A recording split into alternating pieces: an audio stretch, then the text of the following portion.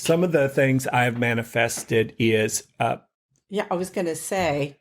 Oh my God, I'm so telepathic. Eddie, I was just going to ask you.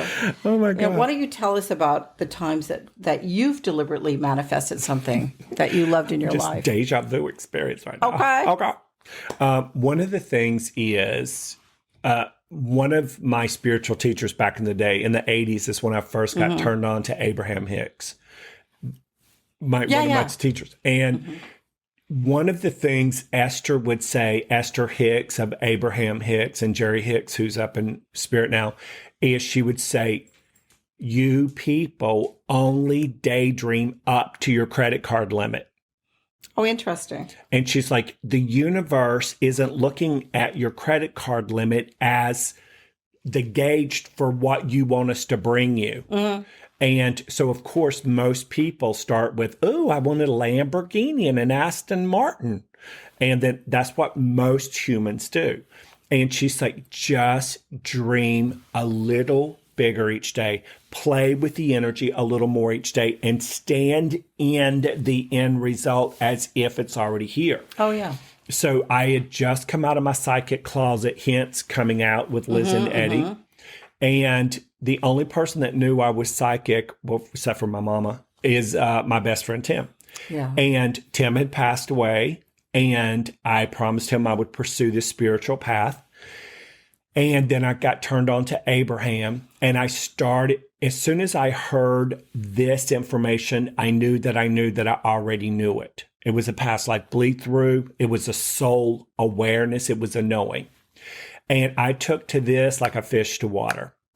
And then I started playing and practicing with how it would feel just starting out, because I wanted to leave corporate America. I was working 3 jobs. I was tired, but I was cute and thin. And but you didn't know it. No, I didn't know it. I know. I know it now. Yeah. And then, it doesn't matter what I thought then. But I was having so much fun with manifesting from a platform as if I was already living the end result. Yeah. And I did what Liz just spoke of. I was holding that energy for 5 and 10 minutes at a time. And I could especially hold that energy in my car when I was listening to music, pretending the quality of my life was different.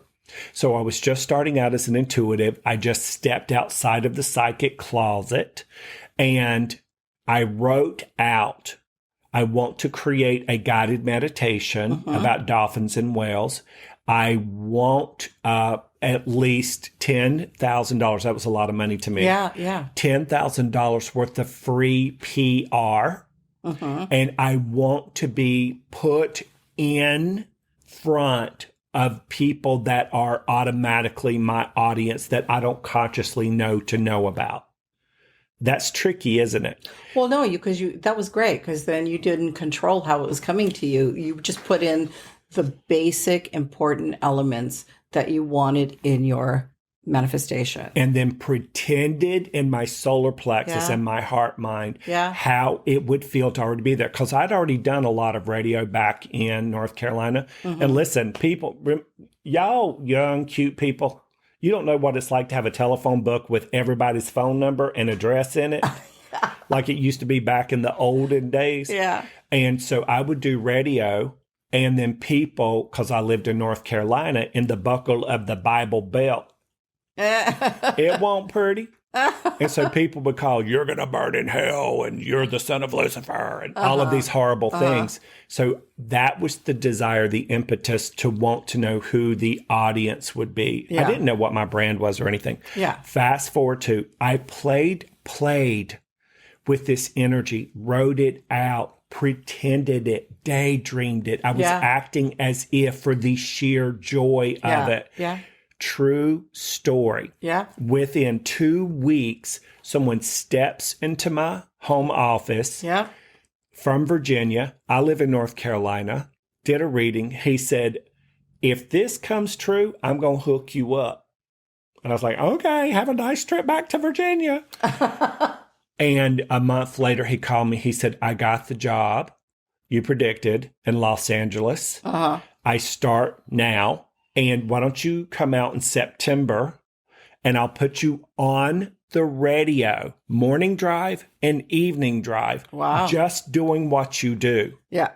Fast forward to, I was on the radio for 10 days. Mm-hmm. We literally, at one point, we bumped Dr. Drew and Adam Carolla on Love Lines. Mm-hmm. Mm-hmm.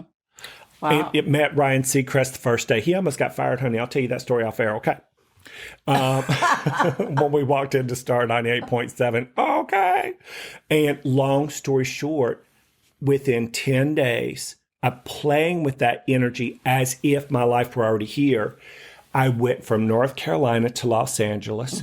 I was put on the radio, well over $10,000 worth of free publicity.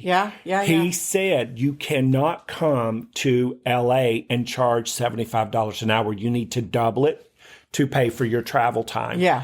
So the price went from that to double, which thank God, because the cost of living here is double. Yeah. And put me on the radio, $10,000 worth of free advertising. He put me literally in front of the audience that would not call and threaten to send me to hell. Yeah.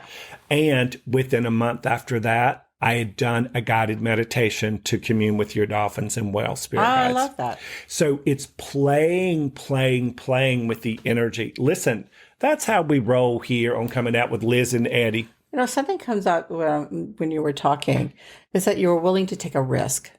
You know, I think that that's important, is that, you know, to our audience, that you be willing to take a risk to change, that you want to change, that you take that risk, that you allow yourself something that you don't know what's coming, but you're willing to give it the shot.